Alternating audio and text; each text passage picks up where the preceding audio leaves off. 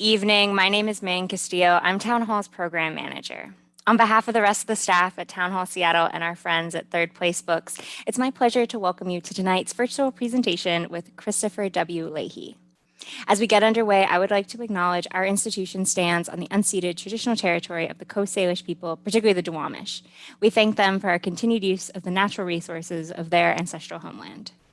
Thank you all for tuning in online. Town Hall is proud to be a community-focused organization and a place where we can share and sustain ideas and creativity both in person when possible and virtually. Town Hall will continue to produce virtual content as we launch into this new season, including our podcast, In the Moment, which features exclusive guests, and many of our past talks are available in video or podcast form in our digital media library. Town Hall is adding new events and podcasts every day. Other upcoming programs explore a biography of water with climate scientist Giulio Boccoletti, The Secret World of Trees with real-life Lorax Dr. Meg Lohman, and dinosaur lore with zoologist Darren Neisch. Check out our website or subscribe to our e-newsletter to get the latest updates as more programs are added throughout the season. If you share in Town Hall's vision for a robust community engaged in the arts, science, and culture where everyone has a voice, please consider supporting us tonight by donating or becoming a member. But back to this evening's event. Tonight's presentation will be about 60 minutes, including Q&A. To streamline our in-person and virtual audience experience, we've changed the Q&A platform for our events. To submit your question, please enter meet.ps/attendee/Leahy, or scan the QR code right now on the screen. We'll drop this link in the chat and remind folks again when we get to Q&A. We cannot guarantee that we'll be able to address every question, but we'll try to get to as many as possible. Please keep your questions concise and in the form of a question. For those who would like to view the program with closed captions, click the CC button in the bottom right corner of the video player.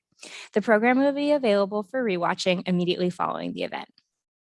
Town Hall's work is made possible through your support and the support of our sponsors. Our Civic Series is supported by Microsoft, the Norcliffe Foundation, the Nessholm Family Foundation, Capin Foundation, and Wincoat Foundation Northwest. Finally, Town Hall is a member-supported organization, so I'd like to thank all of our members watching. Lastly, you will want to dive deeper into this evening's topic by purchasing a copy of the author's book. Please use the link in the chat below to pick up your copy through Third Place Books. Christopher Leahy holds the Gerald A. Burchard Chair of Natural History and Field Ornithology at the Massachusetts Audubon Society. His book, Birdpedia, A Brief Compendium of Avian Lore, is the subject of this evening's talk. Please join me in welcoming Christopher W. Leahy.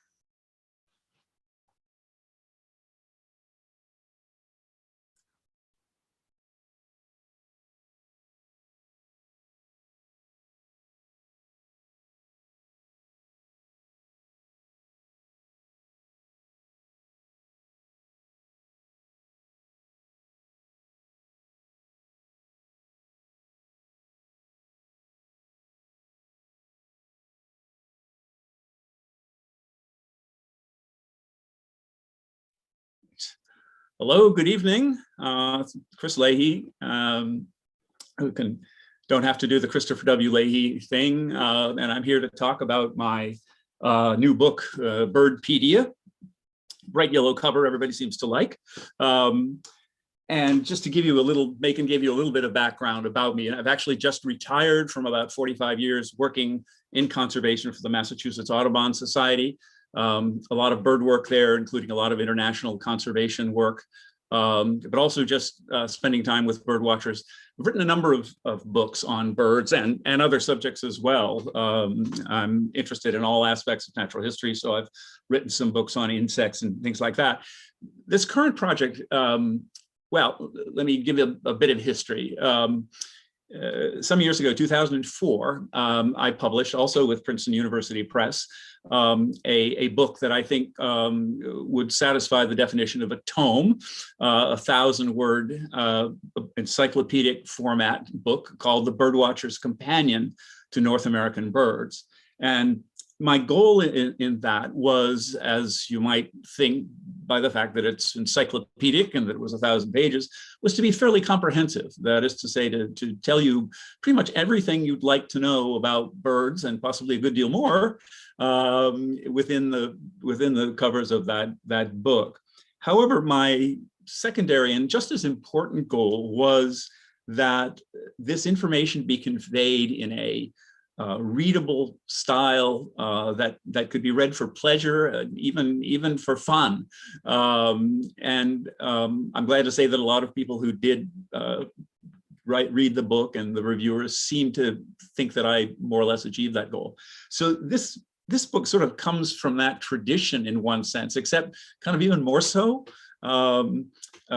It's much shorter. It's about a quarter of the size, and a much smaller format, so it's even less than a quarter of the size. It's got about, a little under 200 different entries. And the goal is to intrigue, I think, and especially, well, I think hardcore bird watchers, as it were, and people who have been interested in birds all their lives, as I have, I think will appreciate this book. But it's also targeted at people who know that something's going on out there. Bird watching is now kind of the most popular outdoor activity in the US, with the possible exception of gardening, which inches it out a little bit. But, compared to, say, golf or, various other outdoor activities, birding is hot. And there's a sense that during the pandemic, it became even hotter, whether that was because people were feeding birds and paying more attention to their feeder, or getting out into some safe open areas and looking at birds there, is unclear at this point. But it does seem that interest in birds is high, has been high for a while, and growing. And so the Birdpedia means to, and yet there are a lot of people who I think don't get it yet, so to speak. It's like, why are these people looking up into the trees? Or, gosh, I have this friend who's just obsessed with birds. What's going on?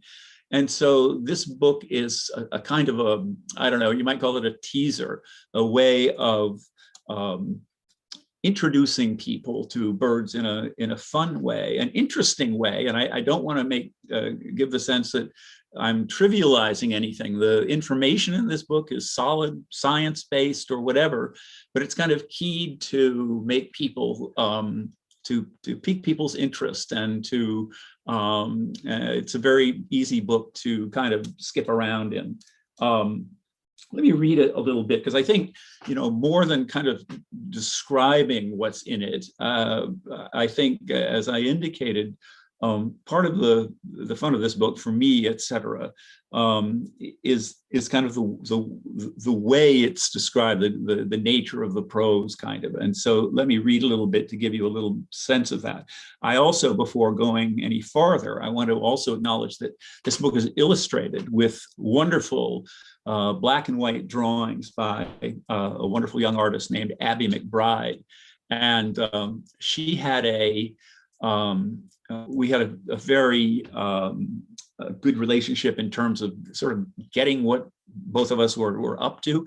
And so in addition to just, looking at some entries and saying, oh, this is about these kinds of birds, and drawing those birds, she, added her own wit and sense of imagination to a given subject matter, so that the illustrations are not just, oh, yes, there's a picture of this kind of bird, but there's a behavior shown, or something else that implies, the imagination that's been applied to it. So that's definitely a high point of the book, and all the more interesting in that we had to do all that by phone because it was in the midst of the pandemic.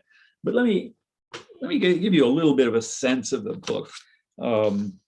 So I'll this is from the preface, just the preface, where I continue to talk a little bit about what I've said about how I was approaching this book.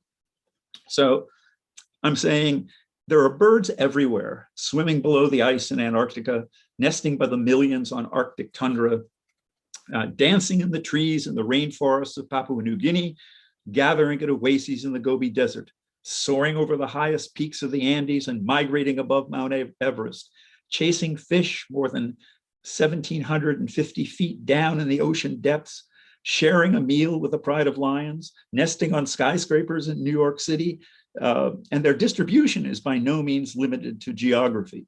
Birds are abundant in our art, in our poetry, in our music, in our myths and movies and medicine, in our food and fashions and fantasies, and in the fossil record millions of years before there are any human bones to ponder. So that kind of gives you a little sense of what I'm trying to do in this book, is that point out that it's not just describing, anatomy or, other aspects of bird life. But although I do that, in other words, there's an essay that describes a sort of an overview of migration, which, people kind of know, oh yeah, birds go south in the winter and they come back north and whatever, but way more fascinating than that. And of course, it happens across the globe. And so if you've ever wondered, well, how, many of these birds that are traveling from the subarctic or even farther north to Latin America, how do they find and we know now from scientific studies that birds go to they nest in very specific places, meaning like the same area of forest or whatever the habitat might be. And they also winter in a same very restricted kind of area. How do they know where they're going? Especially since a lot of them migrate in different age groups, so that the adults, once the young are out of the nest, they're like, we're out of here. And the young have to find their way thousands of miles in many cases all on their own. How do they do that?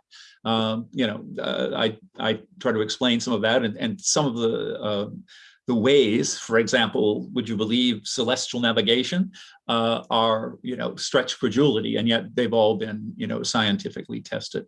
So, so there are, basic things about, phenomena like anatomy and things like that, but also a lot of other things. Just to give you an idea, I'll just tell you what the first couple of entries are. The first entry is abundance. Okay. In other words, how many birds are there? So, in that entry, you'll get a taste of, again, it seems like a simple question. Well, how many birds are there? Quick, what's the answer? But, it gets sort of divided into a bunch of subsets, so to the best of ornithologists' ability, which is limited given the complexity of the question, they estimate that there may be 100 billion birds, wild birds we're talking about worldwide, maybe 5 to 6 billion in the US. There may be as many as 10 million of one species of African finch, which just occurs in these huge numbers. And it's a seed-eating bird, so it actually can become a crop pest in parts of Africa where it occurs. It's called the red-billed quelea. It is estimated that possibly the most abundant bird that ever existed is the passenger pigeon, which is now extinct. And it's estimated that there may have been 3 billion passenger pigeons. There's a wonderful anecdote from the journals of John James Audubon. There's also an entry on Audubon in the book, by the way. Very interesting guy. And he once set out, he was hanging out in a given place, trying to, see birds and maybe collect some to paint them. And he encountered one of these huge migratory flocks of passenger pigeons. And he started counting them, and he got to some tens of millions and just gave up. He said these hordes just kept coming and coming and coming, and they came for hours, and he just gave up trying to estimate a number. And then to be a little more prosaic, there are between 19 and 50 billion chickens on the planet. Okay, it's just to include all forms of bird life. And putting all that in context, that compares with about 7.8 million people. So again, that's the kind of thing. So that that's actually entry number one, and Abby has a wonderful picture sort of that conjures up these billions of red-billed quilias, et cetera. So the next entry is called air conditioning. So what do you think that's about? So in parentheses after air conditioning, it says, do birds sweat? Okay. So, raise your hands. How many people know the answer to that one? So the answer is no, they don't. They don't have sweat glands. But birds get overheated just like other organisms do. So how do they deal with that? And one answer is that they pant. If you've ever, on a very hot day, if you've ever observed birds closely, this is most easily done with larger birds like seabirds, like if you're near a seabird colony or something like that, or just even your local gulls or something. You'll often notice that on very hot days, they have their bills open. And what they're doing is panting, and that's how they get rid of excess heat.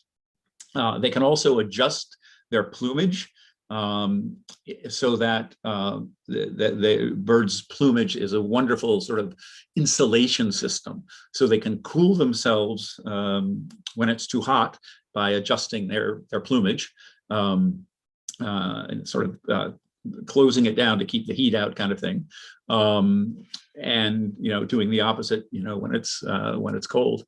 The other thing that certain seabirds do, they have, like if you think of a pelican or a cormorant, they have these fleshy throat patches. And again, if you happen to see these birds on a hot day, you can see them kind of wiggle these throat patches. And again, what they're doing is the heat concentrates in these fleshy areas, and shaking these fleshy areas gets rid of excess heat. So a little bit about whether birds sweat or not. The third entry is a biographical entry. I have a number of biographical entries, and this particular one reminds me of one of the things that I did differently in Birdpedia than I did in the Birdwatcher's Companion, the big 1,000-page encyclopedia, is that was very much targeted at North American birds, which was plenty. But this one I wanted to broaden out so that there was a little more of an international flavor to it. Things like, many things like, do birds sweat and migration and things like that, they apply internationally. So that's not an issue. But I wanted to make sure that, famous bird people, not just North American ones, were covered. And so the third entry is about a wonderful Indian ornithologist, a brilliant man, no longer with us, unfortunately, named Salim Ali. And he's world famous for his studies of Indian birds, and for a lot of his basic work in ornithology, and sort of there was a period around the time that he was kind of getting his maturity as an ornithologist, when everybody was focused, all the ornithologists were focused on finding new species, and he kind of pushed people to say, okay, that's fine, but there's a huge amount we don't know about existing species, and to concentrate more on finding out more about their habits and behavior and that kind of thing. So wonderful guy. And then, it goes on and on. There's the next one is on altitude. The one after altitude, which you can kind of get, how high birds can fly, you can raise your hand on that one. 37,100 feet, can you believe it, is the record for a Ruppel's griffon vulture in Africa, et cetera, that was actually seen flying next to a pilot at that altitude. And then the next one is anting, which is a wonderful behavioral trait, which I won't tell you about because I want you to get the book and read about it yourself. So, things like that. That's a little bit of a sampling of what's in the book. One of the things, I wanted to emphasize that, this is hopefully a fun book, a book that you'll enjoy reading, and that kind of thing. But there's, of course, some serious aspects these days to the nature of bird life. So one of my A entries is called Apocalypse, and it just, indicates all the different ways that birds are, having a bad time these days. And unfortunately, there are many, many ways. The journal Science recently published a statistic that says that in North America alone, birds in general, songbirds particularly, have lost just under 30% of their population, okay? We're not talking about rare species now, although that's another subject, and that's something I talk about as well. This is about populations, numbers of birds, and that is all within the last, since 1970, so within the last 50 years. That's an astonishing decrease. And there are many potential causes for that, which I talk about, summarize. Things like, habitat destruction, pesticides, overharvest, many things. And again, they're all listed, not a cheerful subject, but one that I think people need to know about and think about. The fact that maybe as many as 1 billion birds die every year on migration by crashing into lighted city buildings. They get attracted to the lights at night. Most of our songbirds are so-called neotropical migrants, these birds that go from North America to Central and South America. They travel at night, in the night sky. And when city buildings are lit, they're attracted to that, and many of them then crash into the buildings or get disoriented and exhausted and just sort of die. So a lot of cities have started, turning their lights out at night, at least the brightest ones, to protect these birds. So that's a little bit. Let's see, what else can I tell you? Oh, well, here's an entry in E on edibility. Okay, so we have an idea of what birds are edible. I mentioned chickens earlier, and there is still some taste for wild game birds, although most of these are raised in captivity and then released for hunters to shoot and whatever, things like pheasants and quail and those kinds of things. But if we go back not that far, or at least back, say, 100 years or so, we find that people ate a much wider selection of different bird species.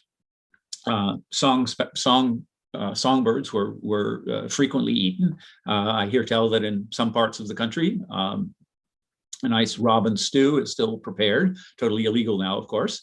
There was a famous restaurant in my part of the world, Eastern Massachusetts, where there was a game restaurant where the owner said that he challenged anyone to find a bird species that he didn't serve. And a lot of what he served in terms of game species were what we now call shorebirds, which are now sandpipers and plovers and things like that. These are now totally protected by law. But in those days, they were very, very popular, both as quarry, both as birds to be hunted, but also very tasty. And there's no question that they were tasty. One of these birds was the Eskimo Curlew. Many of you have heard of Eskimo Curlews, now almost certainly extinct.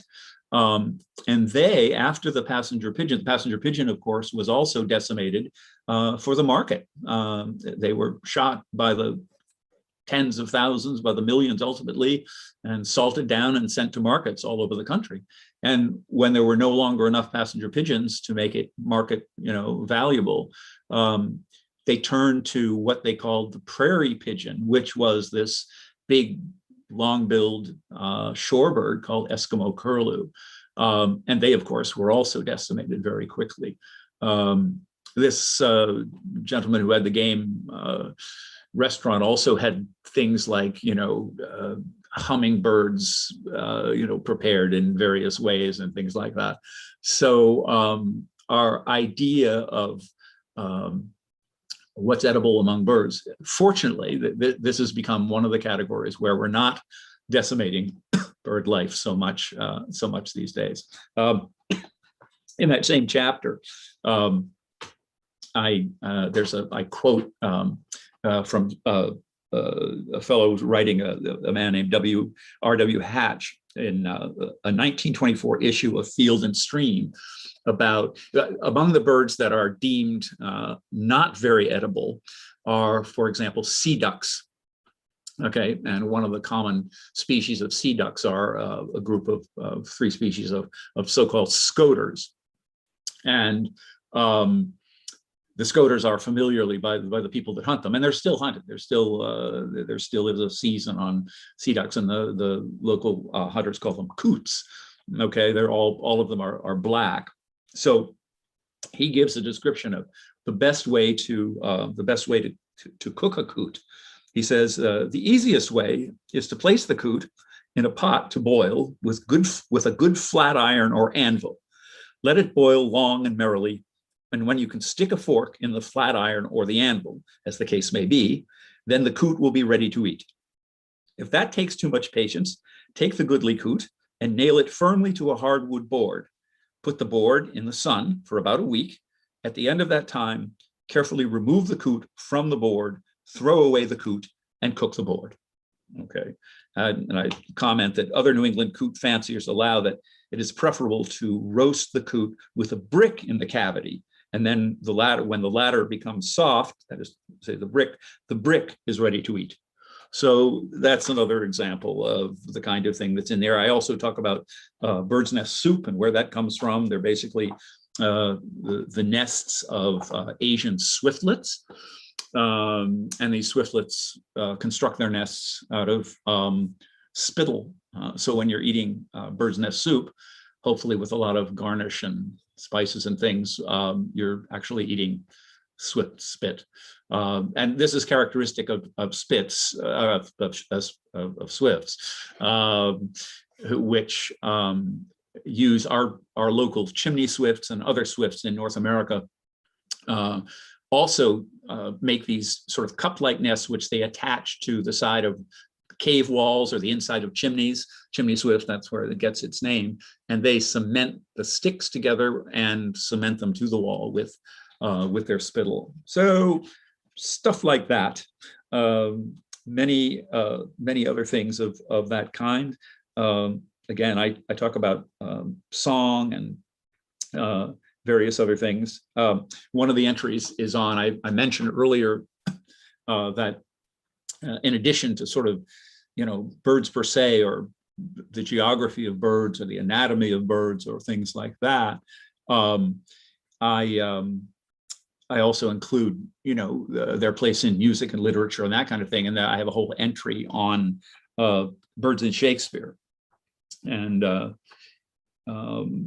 that's, I don't know if I can find that one, but yeah, here we go, Shakespeare's bird. So I quote several passages from Shakespeare in which birds are involved. There's the famous episode where Romeo and Juliet are spending the night together, and Romeo hears the lark singing, meaning that it's dawn and he better get out of there or he's in big trouble. But she says, no, it's not a lark. It's not the skylark. It's a nightingale. And so he, takes that under consideration for a while, but then they both realize, no, it's a skylark, and he has to abscond. So, but one of the interesting things is that a particular scholar who is also obviously sort of a birder confirmed that Shakespeare included more than 600 references to birds throughout the plays and sonnets, including more than 60 identifiable species. So Shakespeare, as he did with so many things, knew his birds. So that's a little bit of sense. I don't know whether we want to open it up to questions at this point, or have me continue to read some selections, or.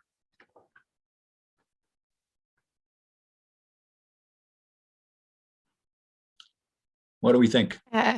Let's go ahead and open up some questions. Sure. Thank you so much for sharing, Chris. This has been so informative and so lovely to just hear all the different stuff. yeah, it's very varied. Well, that's kind of what the book is like, so I wanted to give you a sense of that. Yeah, thank you.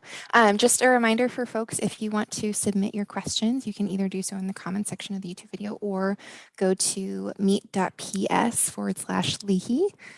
I have some questions.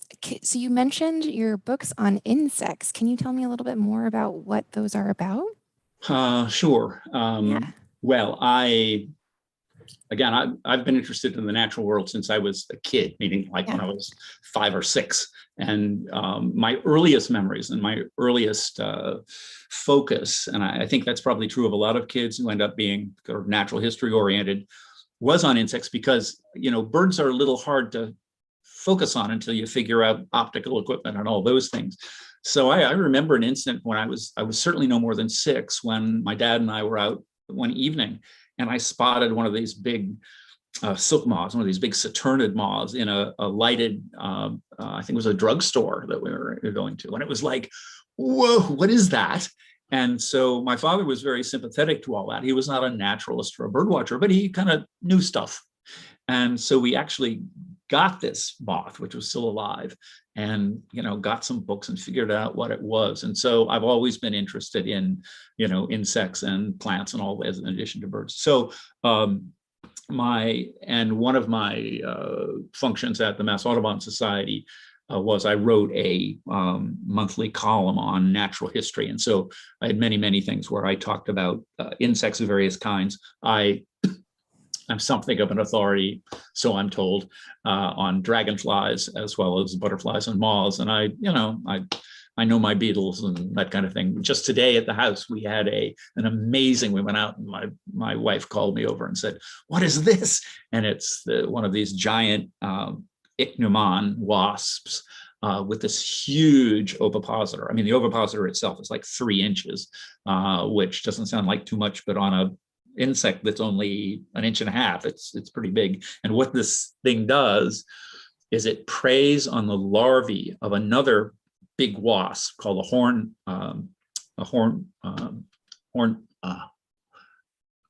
another large wasp, and the larvae are in the horntail, that's it, are in holes in trees, in hardwood trees.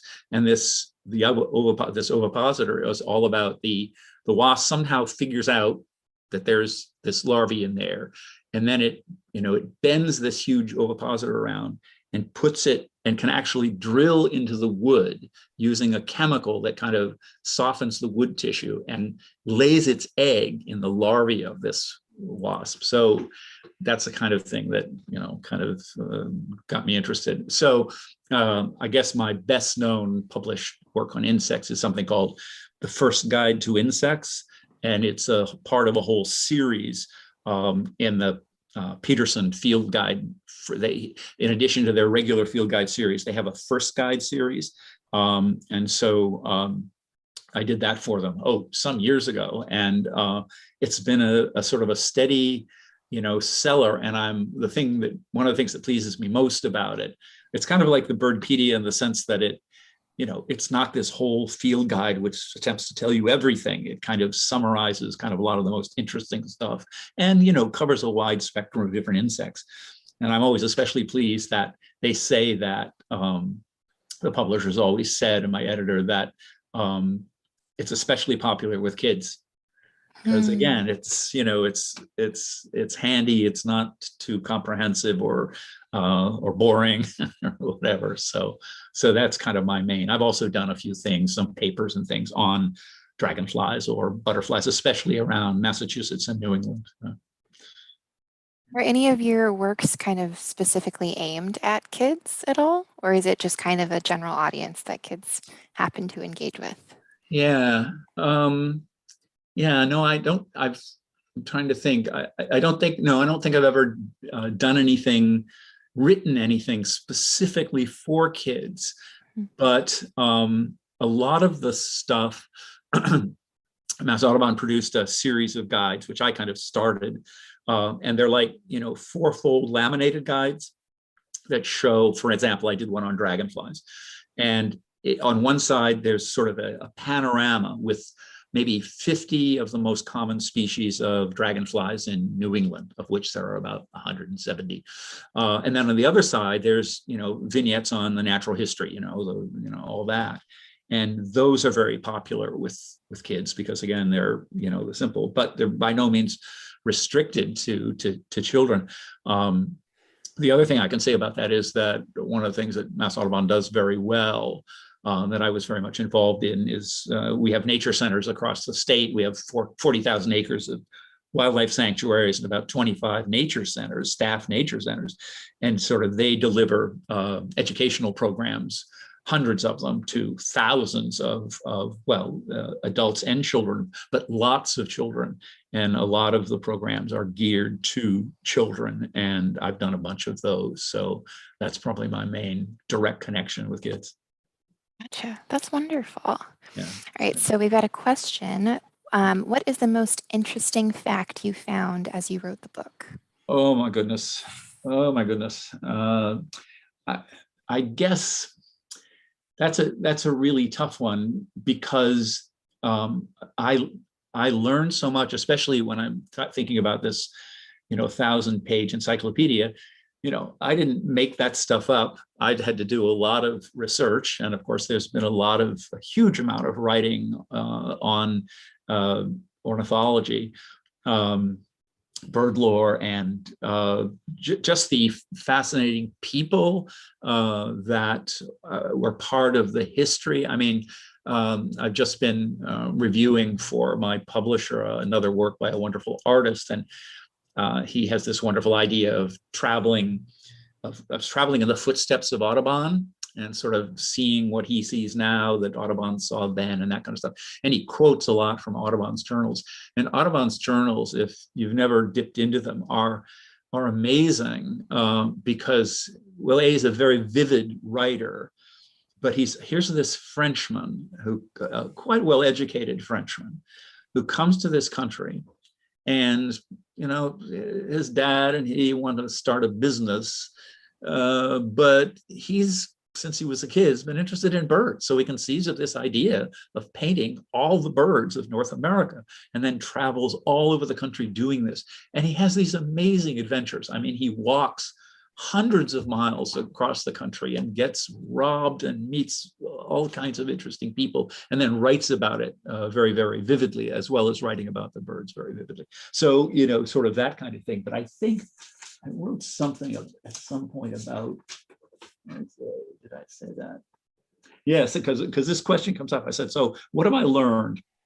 I've learned that the assumption that birds are inferior to human in most ways has more or less been shown to be false. So that we have this notion that birds don't see as well as we do, and they don't have any sense of smell, and they can't hear very well, and blah, blah, blah, and on and on. And in fact, the more we study birds, the more we find out that on balance, birds are probably way ahead of us, at least if you take birds as a collective. It used to be thought that scientists, when they were first trying to figure out whether birds had a sense of smell, they look at what's called the olfactory bulb, which they have and we have and all of that. And if it was small, they thought, well, they have a small olfactory bulb, so they can't smell very well.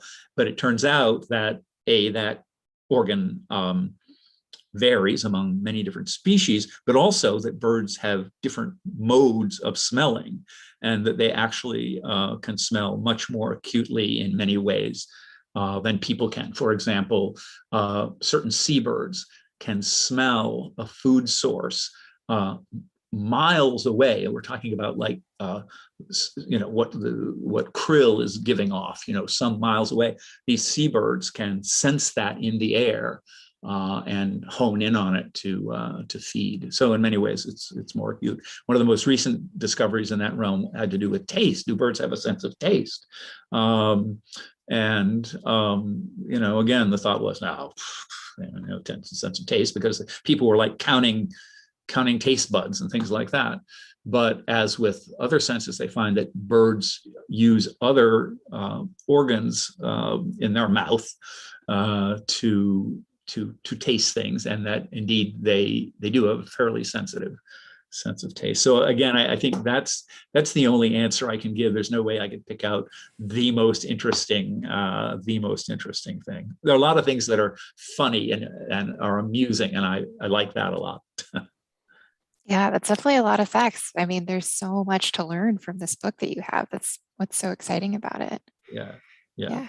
yeah. But We have a request for a bird picture. Do you have one on hand? a Any close to bird you? picture. Yes, even just one from, because you have Oh, illustrations in from the Birdpedia, book, correct? you mean? Yeah, yeah, that would be great. Yeah, let's see if I can find one that will show up Yeah. well enough. Let's see. Oh, I know. I know one that could work. And we'll also, yeah, okay. So let's see if you can see this. Uh, Oh, wow. can you see that? Yeah. It's a pelican. It's a brown pelican, and there's a laughing gull standing on its head. Okay. Hmm. So this is in the entry called Piracy, and one of the things that is a huge phenomenon among birds, especially seabirds, is stealing food from other birds. And the technical term for this is kleptoparasitism. So that in this case, this phenomenon I showed you the picture of the pelican and the laughing gull sitting on its head, and I don't know if you could tell from the image, but the laughing gull is actually poking at a fish that the pelican's got in its bill. And this is not unusual. This is common behavior. I've seen places where brown pelicans are common, like in the tropics, the subtropics, Florida and things. You can see this bird standing on the pelican's head. But it's a great example of Avian McBride's talent, that she picked up on that and said, "Oh, that's a great illustration." Laughing gulls sitting on a pelican's head. So that's one, and that's only one kind of kleptoparasitism. There's a whole group of birds, a family of birds called Jägers, which means hunter in German. The fishermen call them giddyhawks, which is kind of a cleaned up version of the real name, because they chase terns and other birds and force them to drop whatever prey they're carrying, and then they pick it up. When the terns are being chased, they're in a panic, and they're also wanting to drop any excess weight, so they often defecate. And when that's happening, and so the implication is that these birds are eating the poop from these birds, which they don't actually do, but that's the kind of the legend. So there's a lot of stuff like that. I don't know what else I could show you. If somebody wanted to see a particular species of bird, I've got lots of bird books. But We did have a question. What sure. What is your favorite bird? I know you've Yeah. got all of this knowledge. So no, I got that one a lot too, and that's also a tough one. Well, I should say a little more about my experience. One of the things I did, the reason that I came to Mass Audubon, it was actually my second career. This was back in the 70s. And I was asked to come on board to start what was then a whole new deal, which was to develop a international natural history travel program. In other words, take birders and other people interested in nature to exotic locations all over the world. And they'd actually pay me for this. And so I thought, oh, yeah, that can work. So I did that, and myself and another colleague spent 10 years or so, focusing on traveling all over the world, going to places that nobody ever thought about, bird watching or taking a nature tour, and figuring out itineraries, finding local people who might know something about birds, finding operators, as they're called, who could supply us with, all the needs, the vehicles and all that kind of stuff, and then putting together this program. So I ended up going, over my whole career to over 90 countries, to leading tours, developing tours to over 90 countries. So I've been in a lot of places, and the places I like best, and the birds going along with that, are places that are good birding. And that involves a variety of habitats. So if you think about a place like Peru, Peru has high mountains So there are different habitats and different species of birds at all different levels. And each of those levels and habitats has its own unique bird species that very often occur only in those habitats. So they, in a place like Peru, and elsewhere in the Andes, you go from tropical rainforest at the base of a given mountain to, alpine areas with only a very few specialized birds and little vegetation and that kind of thing. So those are kind of the best areas overall. I also have a strong interest in cultures. And so places that combine good birding and beautiful landscapes and all of that with really interesting cultures. Peru would be an example, but one of the places where I've done a lot of my conservation work abroad is Mongolia, which used to be called Outer Mongolia. And it, in addition, having really, it doesn't have a huge bird list in the sense of a place like in the tropics like Peru, but it has really interesting birds. And the country is the least populated nation state in the world in terms of how many people there are per square anything. And that means it's relatively undisturbed. And it is still largely a nomadic herding culture. Wonderful, wonderful people that, whose traditions go back to Genghis Khan and stuff like that. So those are the kinds of things. So none of that answers your question, of course. So I will, a very closely related question is, what kind of, do I have anything on my bucket list, so to speak? And that kind of connects with, I'm not a huge bird lister, although I've seen, more than a majority of the world's 10,000 species of birds, but I sort of gave up keeping too close track of that because it can become obsessive, So, but there's one family of birds that has or subfamily, I guess it is now, two species, and they're called rockfowl. And they're these really weird birds that run around the rainforest in West Africa. And their kind of sort of vernacular name is bald crow. And they have these kind of bald heads with these different red and yellow and blue colors on their sort of bearskin heads. They have long necks, sort of, a turkey-like body and long legs, and they nest in caves. So they're significantly weird, and I've never seen either of them. And so I have it on my to-do list once we're flying around the world again to try to see one or both of those species. But favorite birds, that would be tough. Yeah, there's too many. Yeah, I guess the other way I can answer that question is to say that I like, one of the things that's attracted me always about birding is the challenge. And so I like groups of birds that are challenging to identify. So one example of that is the so-called shorebirds, sandpipers and plovers. Many of the sandpipers worldwide, a lot of people are like, oh, they're just all little brown things, and how do you tell them all apart, kind of stuff. And that's always, since I was a kid, was part of the challenge and part of the fun, and that remains to be the case. So. I have a bit of a two-part question for you. Okay.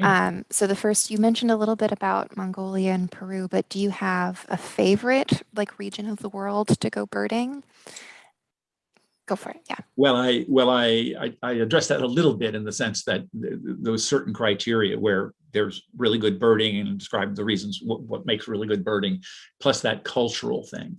I also like places that are, I guess it comes from my history, my employment history, so to speak, in that I really like going to a place that most people have never been or never explored really, which almost always tend to be really interesting in ways that you might not expect, not only from the natural history point of view, but also from the cultural point of view. I do a lot of talks, PowerPoint shows about international, nature birding, that kind of thing. And I often, when I'm going to talk about Mongolia, which I often do, I'll ask the audience before I start, I'll say, well, when I say Mongolia to you, just take a minute. What comes into your mind? And then I give them a minute or so.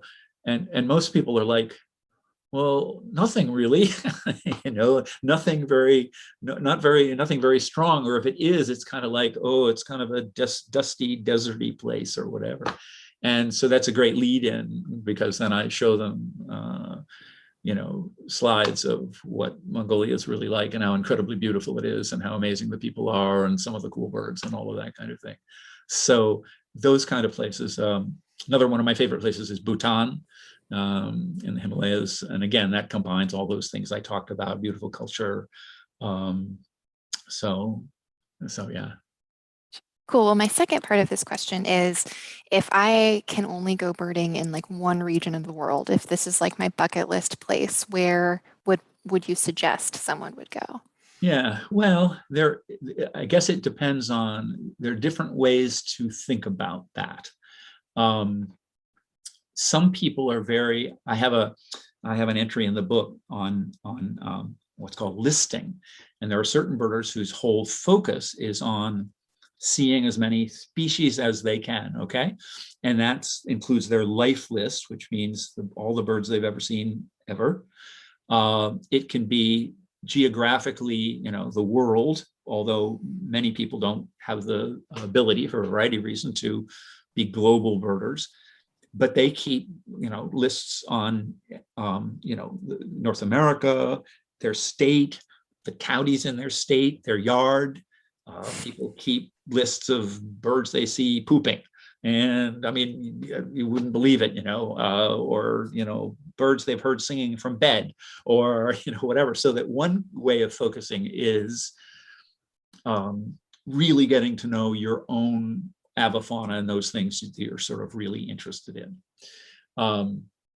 When it comes to a numbers game, if you wanted to go to one part of the world or one country and see as many different species as you can, again, places in South America that have mountain ranges are what you want to do. Colombia has, I think, over 1,000 species of birds. Peru is right up there, if not there.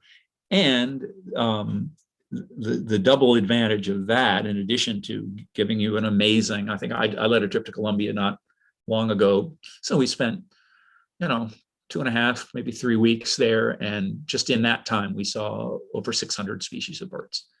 Now, of course, not everybody saw every bird as well as everybody else did, especially since you're looking very often at tiny birds in dense habitats and things like that. But still, we saw a lot of cool birds. And so if that was and the other advantage that is that because of that habitat diversity, you're seeing incredible variety of beautiful landscapes and stuff. So that would be the thing. And if for any reason South America was not on your list, the way to focus on the numbers game is, again, places in the tropics, because tropical countries, especially the tropical lowlands, but and places in the tropics that have a range of elevation. So, and I guess the thing you'd add these days, one of the things that I have appreciated most about my career doing international travel. And I was director of conservation in Audubon for 20 plus years. So I wasn't just traveling around the world. But is the fact that when we started doing this, there weren't any local guides, any local birding guides. We would go and we'd find a guy who you had a boat and could travel up a river. And while we were in the boat with the river, we'd show this guy different birds, different cool birds along this given river in Mexico or somewhere. And he figured out, wasn't stupid, that, these gringos will come down here and pay money to see these birds, and so he memorized boat-billed heron and, rufescent tiger heron or whatever it was, and began to know that stuff. And that industry, if you want, has just burgeoned. So there's I'm guessing there's no country in the world where you can't find the cell phone number of someone who can take you birding and know what you're looking at. And in some countries, that's hugely important, because if you're in Costa Rica, say, and you've never been there, you want a guide, and I'm not talking about just a field guide. There's a lot of stuff. So much of it is what you can hear. and you're not going to know that unless you've got an experienced local guide. So it's great to think that we had something to do with creating a whole new income stream for a whole bunch of folks in the developing world. It's really great. So. I have one last question for you. Okay. What do you say to the folks who don't get it? How do you invite people into this love of birding? Oh. Yeah. Well, I did another interview recently to an organization called Minderful, and it basically talks to people about who may be having some emotional issues or whatever things, but ways to engage the mind in a wholesome way and that kind of thing. And they saw something that I'd done, another interview or something like that, and said, would you do an interview talking about birding and how that fits into that context? And so I said, sure. And so there are a whole bunch of different things. I mean, for some people, just going out into wild nature is soothing or whatever. There's this Japanese thing of forest bathing, just going and absorbing the natural world. But that freaks some people out because they don't know. We have people that come to Mass Audubon sanctuaries and they like it, but it's like, what do I do? They don't know what they're supposed to do. And so bird watching is an answer to that. Here's a thing you can do, and here's a bird guide. And that becomes, for a lot of people, that's it. I mean, you give them a bird guide and boom, they're in.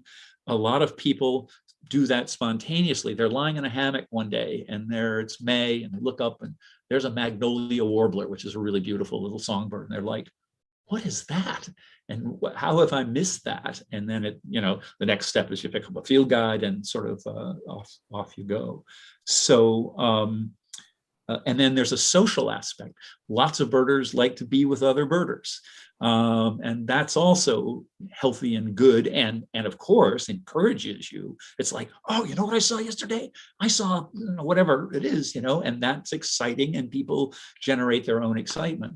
And then finally, I would say another thing would be conservation. As I pointed out, birds are not doing well.